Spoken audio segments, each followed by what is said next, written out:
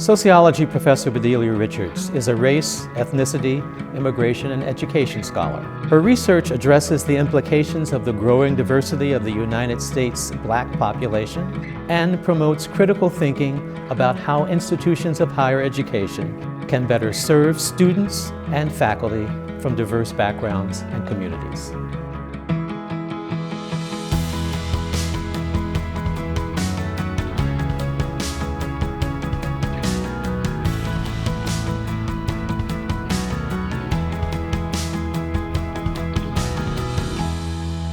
Part of your focus includes interrogating the role that institutions of higher learning and of education in general play in supporting racism and classism. What are some of the questions that all of us in higher education or educational institutions ought to be asking in order to get at these matters? There are about 5 questions I think that higher education or institutions can ask themselves to diagnose whether or not they may be guilty of racism or classism. The first is who feels like they belong and who feels like they may be unwanted guests.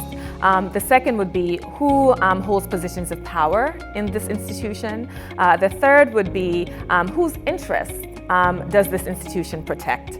The fourth would be whose values and perspectives are considered normal or legitimate. And then the fifth, is whose values and perspectives, right, get to inform policy, right, and social practices within that institution.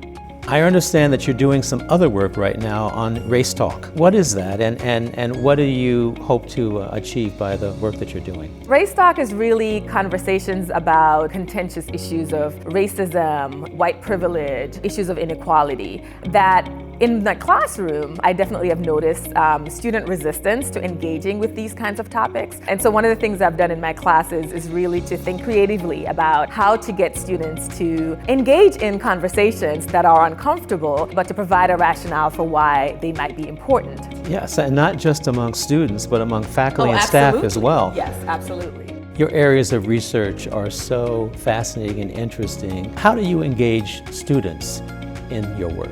I've engaged them in the classroom, helping to analyze and code data. I've engaged them through independent studies, doing literature reviews. I've engaged them as a mentor through the ANS fellowship program. I've also engaged my students as a co-author on projects with me. So there are many ways that I've included students in my research. Well, it's clear to me, Professor Richards, why you are such a well thought of professor. Thank you. I want to thank you so much for taking the time to have this conversation today. Thank you. It's my pleasure.